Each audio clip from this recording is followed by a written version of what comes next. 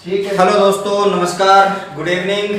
फिर से आपका स्वागत करता हूं अपने चैनल ऑनलाइन एजुकेशन हब पर। और हमने इस चैनल पर बेहतरीन शुरुआत कर दी है। आप सभी को एग्रीकल्चर सुपरवाइजर की क्लास भी यहाँ पे प्रोवाइड हो रही है, जिसमें 2 क्लास मैं आपको दे चुका हूँ।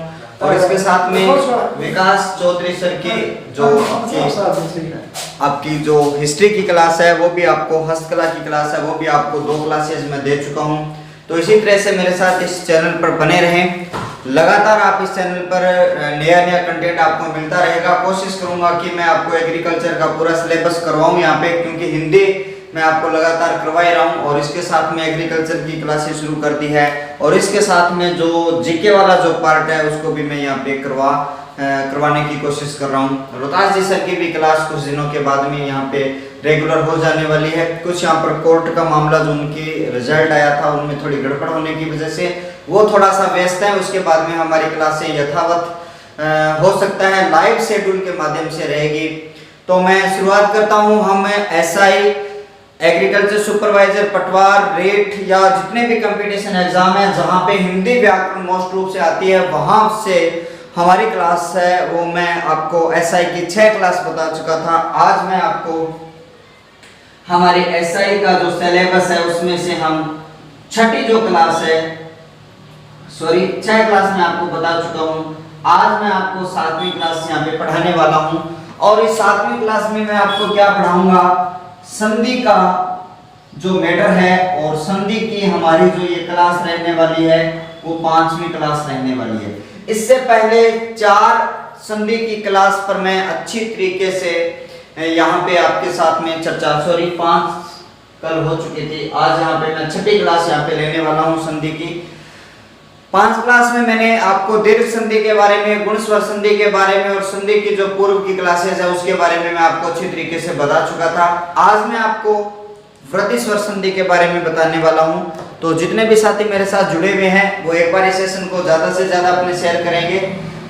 टाइटल मैंने जरूर एसआई एग्रीकल्चर पटवार का दे रखा है, लेकिन आपको कतई चिंता करने की आवश्यकता नहीं है। अगर आप रीट से संबंधित हो तो भी क्लास दे सकते हो। ग्राम सेवक, राजस्थान पुलिस या जितने भी एग्जाम में हिंदी लगती है, सीटेट है, यूपी टेट है, एच टेट है, एमपी टेट है, जहां भी हिंदी है वहां पर इस क्लास का आप बड़े ध्यान से, मनोयोग से श्रवण आप कर सकते हो। चलता हूं मैं सीधा हमारे टॉपिक पर। आज मैं आपको पढ़ाने वाला हूं हमारी जो तीसरी संधि है, जिसे हम क्या कहते हैं, वृद्धि स्वर संधि। क्या कहते हैं, अपनी वृद्धि स्वर संधि। इसके ऊपर अपने यहाँ पे पूरी स्टेप बाय स्टेप मैं आपके साथ में बात करने वाला हूँ। कुछ विद्यार्थियों की डिमांड की, सर आप धीरे चलिए, मैं अब धीरे धीरे आपको सिलेबस ये पूरा करवाऊंगा। आशा करता हूँ कि मेरी जो क्लास है आपको अच्छी लग रही होगी।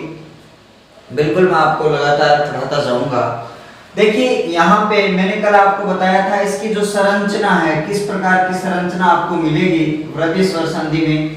सबसे पहली बात तो आपको ये ध्यान रखनी है कि जो स्वर संधि है इसमें पहले शब्द के अंदर में द्वितीय शब्द के प्रारंभ में आपको क्या मिलने वाला है, स्वर मिलने वाला है। ये तो आपको निश्चित ही मानना है कि पहले के अंतिम में, दूसरे के प्रारंभ में आपको स्वर मिलेगा और नया बनने वाला वर्ण भी क्या होगा, यहाँ पे स्वर होगा। लेकिन वृद्धि स्वर संधि में प्रथम शब्द का जो अंतिम वर्ण है, यानी अंतिम जो स्वर है वो क्या रहने वाला है, ए या आ रहने वाला है। गुण स्वर संधि में भी प्रथम का अंतिम है वो ए या आ था। तो द्वितीय शब्द के प्रारंभ में क्या आएगा, तो द्वितीय शब्द के प्रारंभ की अगर मैं बात करूं आपके साथ में, तो यहाँ पे अंतिम जो 4 मात्राएं हैं, ए, ऐ और ओ, औ, अंतिम जो 4 मात्राएं हैं ए, ऐ और ओ, औ, यहाँ पे द्वितीय शब्द के प्रारंभ में आती है। और ऐसी कंडीशन, और आपको ऐसी जहां भी कंडीशन मिलती है वहां पे आपको वृद्धि स्वर संधि करनी होती है। और इनका जो परिवर्तन होता है, इनका जो विकार आता है वो क्या आता है, देखिए ए या आ के बाद में जब ए या ऐ आए तो आप संधि करते समय इसमें वृद्धि कर देते हो, यानी ऐ वहां पे कर देते हो। उसके बाद में अगर ए या आ के बाद ओ या औ आता है तो वृद्धि करनी है आपको। संधि करते समय आपको ये विकार उत्पन्न करना है। यानी आप जब स्वर संधि की बात, दीर्घ वृद्धि स्वर संधि की जब बात करते हो तो वहां पे ए, ऐ और औ का विकार उत्पन्न होता है। ये आपको अच्छी तरीके से याद यहाँ पे रखना है। अब चलते हैं, आपको परिभाषा में आपको शब्द टू शब्द लिखवा देता हूं। आप कहोगे गुरुजी आपने परिभाषा नहीं लिखाई, तो मैं आपको क्या कर देता हूं, इसकी परिभाषा अच्छी तरीके से नोट डाउन करवा सकता हूं। आप भी मेरे साथ साथ क्या करिए, नोट डाउन परिभाषा को कर लीजिए। लिखिए, जब प्रथम शब्द के अंत में, जब प्रथम शब्द के अंत में, जब प्रथम शब्द के अंत में ए या आ, ये बात आपको याद रखनी है। गुण संधि में भी आपने यही कहा था कि जब प्रथम शब्द के अंत में ए या आ तथा द्वितीय शब्द के प्रारंभ में, तथा द्वितीय शब्द के प्रारंभ में, तथा द्वितीय शब्द के प्रारंभ में कर्मशः ए आई, इनको मैं ऑब्लिक लगा के लिख रहा हूं, ओ औ आए तो।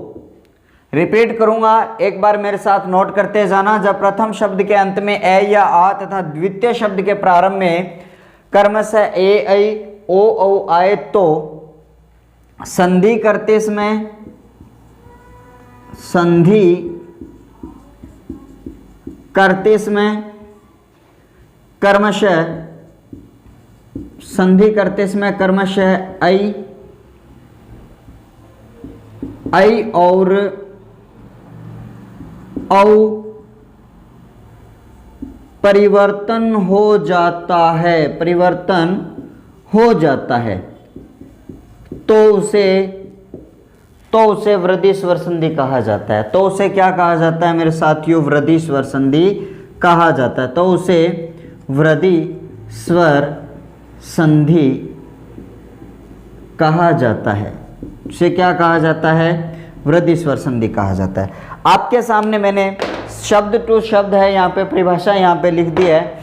मैंने आपको क्या बताया कि जब प्रथम शब्द के अंत में ए या आ, अगर जब ए या आ आता है तो वहां पे गुण संधि और होती है, लेकिन भाई आपको दोनों में अंतर करना है। तो ए या आ के बाद द्वितीय शब्द के प्रारंभ में कर्मशः ए आई ओ औ मिल जाता है, तो वहां पे आपको वृद्धि करनी है। लेकिन ए या आ के बाद में कल मैंने बताया था हर्ष वे दीर्घी, हर्ष वो दीर्घ और री मिल जाता है, तो वहां पे क्या करते हो, गुणादेश कर देते हो, गुण स्वर संधि करते हो।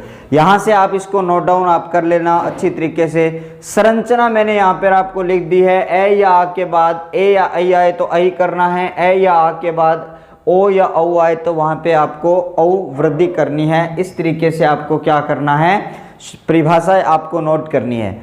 अब मैं बताता हूं इनके उदाहरण। इनके उदाहरण मैं आपको बताता हूं, उन उदाहरणों से अपने क्या करेंगे। सबसे पहले मैं संधि विच्छेद वाले उदाहरण करवाता हूं आपको, फिर मैं संधि युक्त शब्दों को लिखूंगा और उनको क्या करूंगा, मैं उनका विग्रह भी आपको करना सिखा देता हूं। चलिए फिर चलते हैं। आपने नोट डाउन या स्क्रीनशॉट आप ले सकते हो इसका। वृद्धि स्वर संधि का आपके सामने पूरा का पूरा नियम लिखा हुआ है। फिर अपने उदाहरण की बात यहाँ पे करते हैं।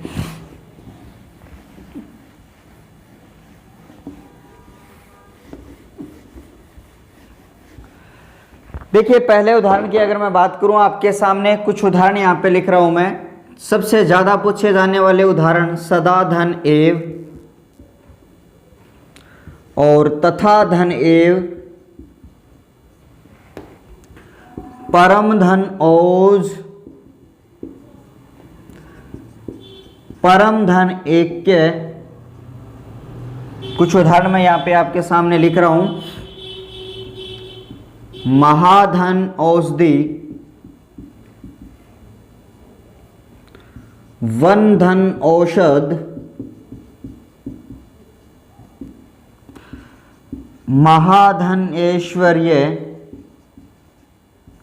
महाधन ऐश्वर्य लिखेंगे तो महेश्वर बन जाएगा, लेकिन इसके साथ में भैया आपको जब यह प्रत्यय लगाना है ईश्वर में तो ऐश्वर्य बन जाता है, और इसमें क्या जोड़ना है आपको, महेश्वर्य आपको यहाँ पे जोड़ना है। कुछ और उदाहरणों की यहाँ पे बात करें तो जैसे मैं आपको यहाँ पे लिखूं, परम वन धन जल लिखता हूँ, जल धन ओक, तो इस तरीके से मैंने आपके सामने 8 उदाहरण लिखे हैं। सबसे पहले मैंने आपको क्या बताया भाई, आपके सामने जो उदाहरण मिलता है उस उदाहरण का आपको क्या करना होता है, आपके सामने जो प्लस का जो निशान आपको दिखाई दे रहा है, यानी धन का जो निशान दिखाई दे रहा है, उससे पहले और उसके बाद में 2 मात्राएं आपको दिखाई दे रही है, तो एक बार इन सब की फटाफट आप क्या कर लीजिए, मात्राओं को अलग कर दीजिए। जब आपने मात्राएं अलग कर दी तो उन मात्राओं से आपको नियम बनाना है, और नियम बनाना है तो भाई आपके वृद्धि स्वर संधि का नियम याद है। चलो फिर मैं करता हूं आपके सामने,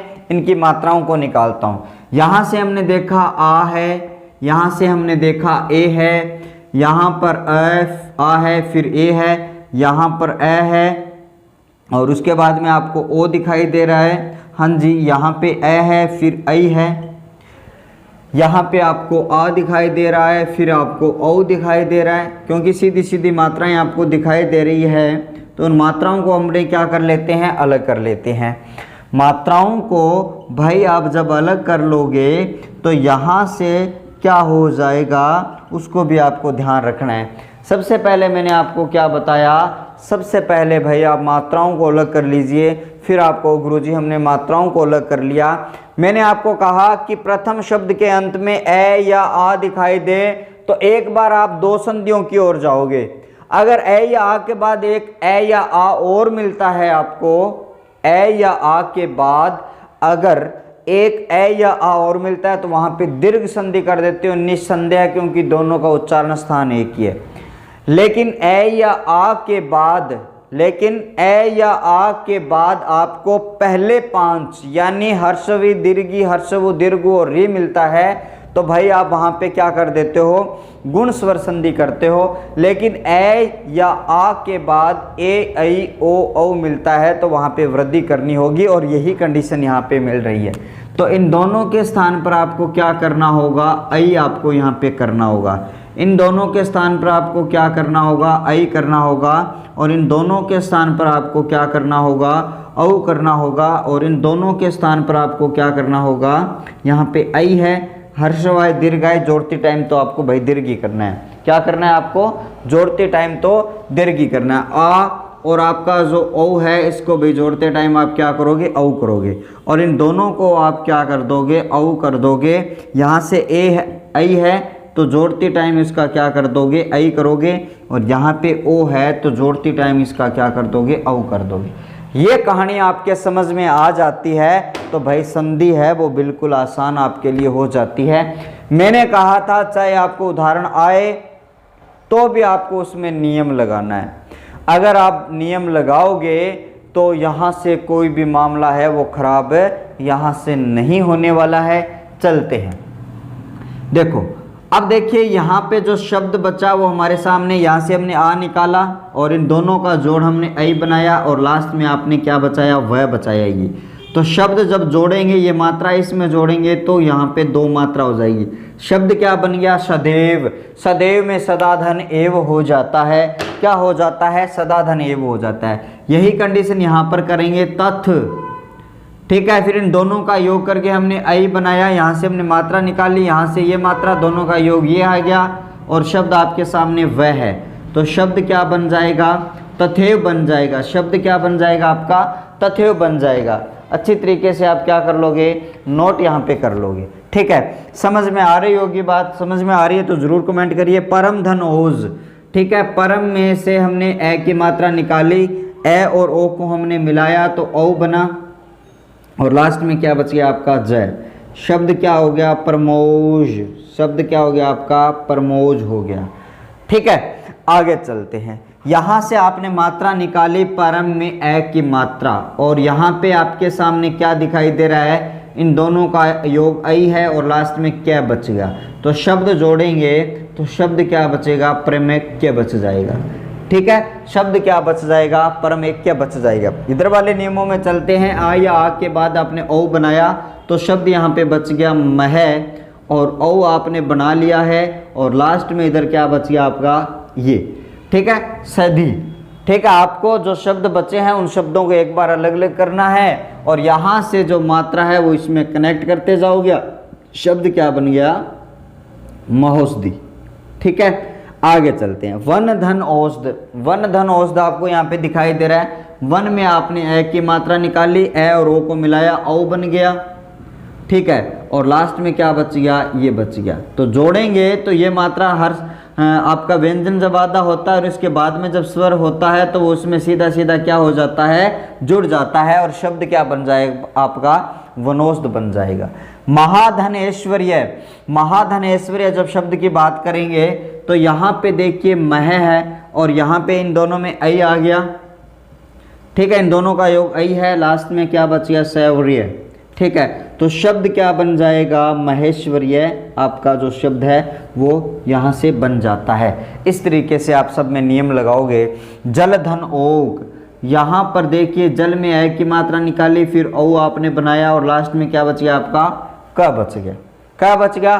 तो भाई जोड़ दो, आधा है तो यहाँ पे मात्रा आपको दिखाई दे रही है, तो शब्द क्या बन गया, जलोक बन गया। क्या बन गया, जलोक बन गया। तो इस तरीके से आपकी जो वृद्धि स्वर संधि है वो इस तरीके से क्या हो जाएगी, वो पूरी हो जाती है। आपको जो निम्न उदाहरण दिखाई दे रहे हैं, मैंने आपको क्या कहा, सबसे पहले आपको जो मात्राएं मिलती है, जो आपका धन का निशान है उसके पहले और उसके बाद में जो मात्राएं हैं उनको निकालिए, परस्पर वर्णों का योग करवाइए, और उन दोनों का जो योग करने से जो विकार उत्पन्न हो रहा है उस विकार को क्या कहा जाता है भाई, संधि कहा जाता है। और यहाँ पे विशेष नियम लग जाता है तो उसे वृद्धि स्वर संधि कहा जाता है, ठीक है। नोट करना है तो भाई कर लो, फिर अपने क्या करेंगे, आगे कुछ उदाहरण जो है वो उसको करेंगे। नोट आपने कर लिया होगा, उसके बाद में अपने नेक्स्ट संधि की बात मैं आपके साथ करूंगा, ठीक है। छोटी संधि थी ये, अपने अभी थोड़ी सी आपके यण संधि के ऊपर बात करेंगे, ठीक है। लगभग हमारी जो क्लास है वो आधे घंटे की रखेंगे, ज़्यादा की क्लास नहीं रखने वाले हैं। यण संधि के जितने पार्ट सब कर पाएंगे उनको अपने कर लेते हैं। नेक्स्ट हेडिंग डालेंगे आपकी जो स्वर संधि है उसका जो चौथा भाग है, बड़ा ही महत्वपूर्ण भाग है, यण स्वर संधि के नाम से ये जाना जाता है। तो भाई ये परीक्षा की दृष्टि से तो बहुत ही महत्वपूर्ण होता है, ठीक है। ये स्टार वाला है, यानी परीक्षा की दृष्टि से तो ये क्या है, बहुत ही महत्वपूर्ण पार्ट होता है, और इससे सीधे सीधे क्वेश्चन आते हैं। और यण स्वर संधि से कोई भी आसान संधि यहाँ पे होने वाली है नहीं। तो संरचना क्या है यण स्वर संधि की, मैं आपको बता चुका हूँ पहले भी। देखिए जब प्रथम शब्द के अंत में ए या आ आता है उसकी बात हमने कर ली है, कहानी खत्म कर दी। ए या आ के बाद में अब अगले जो 5 स्वर हैं, ए या आ के बाद में अगले जो 5 स्वर हैं जिनका नाम होता है हर्षवी, दीर्घी, हर्षऊ, दीर्घु और आपकी जो री है, ये आएंगे पहले शब्द के अंत में। जो गुण स्वर संधि के बाद में आ रहे थे, थोड़ा सा लॉजिक लगा के पढ़ना, जो गुण स्वर संधि के बाद में आ रहे थे वो यण संधि के पहले आ जाएंगे।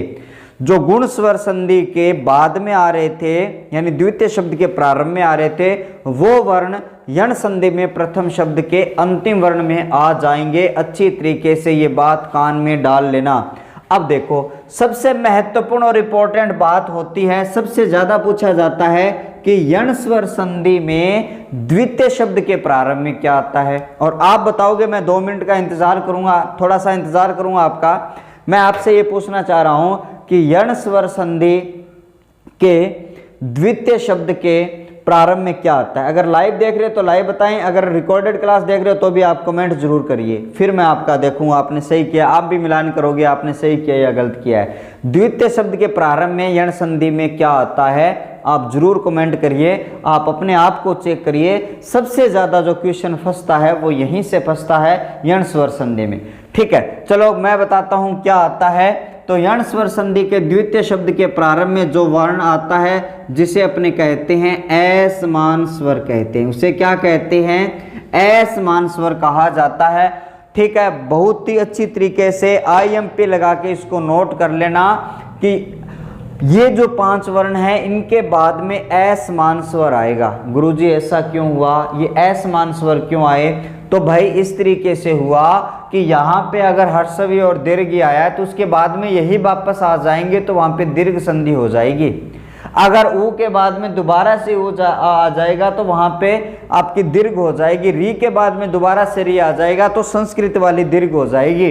तब मैंने क्या कहा, अगर ये वर्ण आया तो उसके बाद में असमान स्वर आने वाला है। चलो ठीक है, अब देखिए पहले इसकी परिभाषा बताता हूं, सॉरी परिभाषा से पहले मैं आपको बताता हूं इसके नियम कितने बनेंगे। अगर प्रथम शब्द के अंत में, एक बार सुनो, यदि प्रथम शब्द के अंत में ई आया है तो संधि करते समय उसका विकार क्या आ जाएगा, यह आ जाएगा। अगर ऊ आया है तो उसका विकार क्या आ जाएगा, वह आ जाएगा। अगर री आया है तो उसके स्थान पर क्या आ जाएगा, रे आ जाएगा। और यहाँ पे जो असमान स्वर होगा वो आपका रे, व और यह में क्या हो जाएगा, जुड़ जाएगा। ये बात तो आपको भली भांति से पता ही है, क्योंकि जब आधा वर्ण मिलेगा आपको, आधा व्यंजन, व्यंजन अपने मूल वर्ण में मिलेगा, तो भाई आपको क्या करना होगा, तो ये वाला जो स्वर है उसको जोड़ के आधा करना होगा। मैं आपको 3 या 4 कंडीशन बताऊंगा यण संधि में, वो चीज याद रखना बहुत इंपॉर्टेंट है। पहली चीज तो आपको ये ध्यान रखनी है कि आपका ये आ जाएगा इस तरीके से, और ये जो स्वर है वो इसमें क्या हो जाएंगे, कनेक्ट हो जाएंगे। अच्छी तरीके से समझते जाना आप। दूसरी बात आपको क्या देखनी है, दूसरी बात आपको देखनी है, यह जो स्वर है, यह जो स्वर है, यह जो सॉरी आपका वर्ण आया है, इसमें कभी भी ये दो मात्रा नहीं लगेगी। यण स्वर संधि में ये दो मात्रा इसके नहीं लगेगी, कभी भी याद रखना, कभी भी नहीं लगेगी। क्यों नहीं लगेगी, क्यों भाई, इसके बाद में तो ई आएगी नहीं, ई आ जाएगी तो वो दीर्घ में परिवर्तन हो जाएगा, नियम कभी नहीं आएगी। इसके बाद में आपका जो वह है, इसमें न तो छोटी मात्रा लगेगी न बड़ी मात्रा लगेगी, ये भी नहीं आएगा। और आपका जो र वर्ण है, इसमें न तो छोटी लगेगी न बड़ी लगेगी, ये भी नहीं आएगी। पहली बात ये आपको जान लेनी है, अगर आप यण संधि छांट रहे हो तो इसमें यह और वह और री, इन तीनों की जो मात्राएं हैं वो कभी नहीं आएगी। पहली बात, फैक्ट नहीं है, ये तथ्य बता रहा हूं, सिद्धांत बता रहा हूं, नियम बता रहा हूं, कानून बता रहा हूं, नहीं आएगा। दूसरी बात, ये तो होगी जी पहली बात आपकी। दूसरी बात सुनिए आप, यहां पे क्या सुनिए, दूसरी बात में आप ये सुनिए कि आपके सामने जो यह और वह और जो रे दिखाई दे रहा है, ये वर्ण हमेशा ही क्या होंगे, हल युक्त, यानी इससे पहले, इनसे पहले लिखते जाना, इनसे पहले आधे वर्ण आएंगे, आधे व्यंजन आएंगे, आधे व्यंजन आएंगे, यानी व्यंजन अपने मूल रूप में आएगा, आधे व्यंजन आएंगे। ये निश्चित है, श्योर है। क्यों आएंगे ये भी आपको समझ लेना आवश्यक है। आप कहोगे गुरुजी आधा ही क्यों आया, पूरा क्यों नहीं हुआ। जब मैं ये कह रहा हूं किसी भी वर्ण में से आप ई की मात्रा निकाल लोगे तो वो आधा हो जाएगा, और इस ई को तो आपने यह बना दिया तो पहले वाला तो भाई आधा ही बनेगा। अगर ऊ की मात्रा थी तो उसमें ऊ को तो आपने वह में बना लिया, जिसमें लगी थी उसको आपने आधा कर दिया। इसी तरीके से रह की कहानी है। देखिए कैसे आधा आएगा। यहां पर आपने क्या किया था, प्रति था और उसके साथ में आपने क्या जोड़ा, अक्षी जोड़ा, जोड़ना है आपको अक्षी। यहां से आपने मात्रा निकाली हर्षवी की, और यहां पे आपको दिखाई दे रहा है असमान स्वर, बिल्कुल दिखाई दे रहा है गुरुजी। अब देखो, अब आपने इन दोनों को इस तरीके से निकाला तो ई ने क्या बनाया, यह बनाया आधा, और लास्ट में आया जो स्वर है वो क्या हो जाएगा, मैंने कहा जुड़ जाएगा, तो भाई इसको क्या कर देगा, पूरा कर देगा। दूसरा नियम क्या कह रहा है, यह वैर से पहले आधा व्यंजन। अब देखो इससे पहले क्या है, अब ये किससे बना है, इस तय से, अब तय में जो मात्रा थी इसमें बना है, और क्या बन गया, यह बन गया, ठीक है। लास्ट में क्या बचा, अक्षी बच गया। शब्द जोड़ोगे तो क्या बन जाएगा, प्रत्यक्ष बन जाएगा। अब देखो मैंने यही कहा था, यह से पहले आधा आएगा, पहले नियम में निश्चित है। यही कहानी वह की है, यही कहानी आपकी रह की है।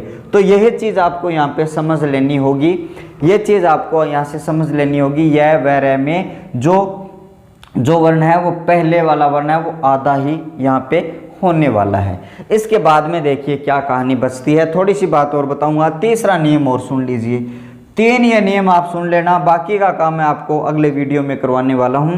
बाकी की जो पूरी क्लास है वो अगली क्लास में रहने वाली।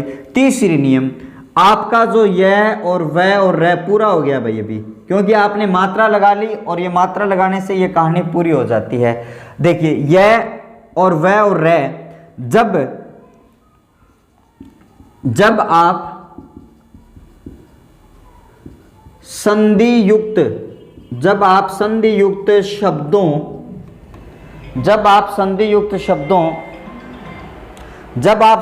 शब्दों का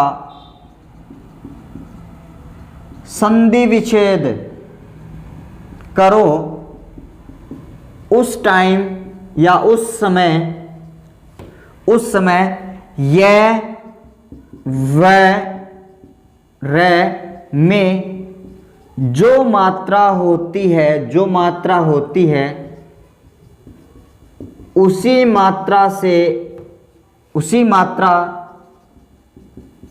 को अलग किया जाता है। अभी समझाऊंगा मैं आपको क्या कह रहा हूं। ये बात इसी तरीके से आप क्या करोगे, नोट डाउन कर लोगे। मैंने आपको क्या बताया है, मैंने ये बताया है कि जब आप संधि युक्त शब्दों को, यानी संधि जिसमें कर रखे हैं उन शब्दों को जब आप अलग करते हो, उनका संधि विच्छेद करते हो, तो उस समय यह व र में जो मात्रा होती है उसी मात्रा से अलग करके यहाँ पे संधि करते हैं। सुनिए, यहाँ से शब्द मैं यहाँ पे लिख रहा हूं। देखिए, शब्द मैंने लिखा है अत्यावश्यक शब्द। देखिए, मैंने कहा यह से पहले आपको आधा मिल गया, बिल्कुल आपकी संधि हो गई जी, यह से मिल गया आधा।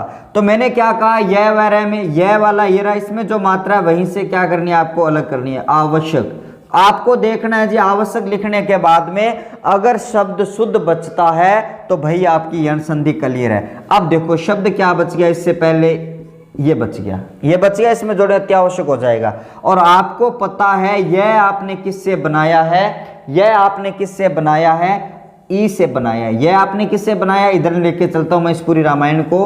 अत ई हर्षव थी या दीर्घ थी हमें पता नहीं, उसके बाद में आवश्यक, ठीक है। अब आपको पता है अति उपसर्ग होता है जिसमें मात्रा क्या होती है, छोटी होती है, और जितने भी उपसर्ग लगते हैं जिसमें ऊ की मात्रा है चाहे ई की मात्रा, वो क्या होती है, आपकी हर्षव होती है। अब देखिए, अति धन आवश्यक का क्या बच गया, यहाँ पे अत्यावश्यक हो गया। और मैंने ये कहा यह व र से पहले जो मात्रा होती है वहीं से क्या करना होता है, आपको आधा करना होता है।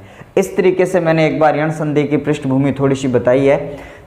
कल मैं नेक्स्ट क्लास में आपको पूरे नियम बताऊंगा, भाई कितने नियम बन सकते हैं इस संधि के। उन नियमों के बाद में मैं आपको बताने वाला हूँ इसकी परिभाषा और बहुत सारे उदाहरण। कैसी लगी आपको ये वीडियो? मेरा फोकस पूरा का पूरा कंटेंट पढ़ाने में है, और मैंने आपको फिर से बताया कि इस चैनल पर एग्रीकल्चर की क्लासेस हो चुकी है। जितने भी मित्र हैं जो एग्रीकल्चर सुपरवाइजर की तैयारी कर रहे हैं, कृषि पर्यवेक्षक की तैयारी कर रहे हैं, उन मित्रों को ये वीडियो भेजें, ये वाला वीडियो भी भेजें और एग्रीकल्चर वाला भी वीडियो भेजें, हस्तकला का वीडियो भी भेजें। एग्रीकल्चर की भी क्लास विकास चौधरी सर के द्वारा करवाई जा रही है। तो यहाँ पर अब अगर लॉकडाउन लग चुका है तो भाई हम मेहनत करके आपको ऑनलाइन क्लासेस दे रहे हैं। तो आप भी हमारा सहयोग करिए, चैनल को ज़्यादा से ज़्यादा शेयर करें, सब्सक्राइब करें। आज के लिए इतना ही। थैंक यू, बाय बाय, जय हिंद।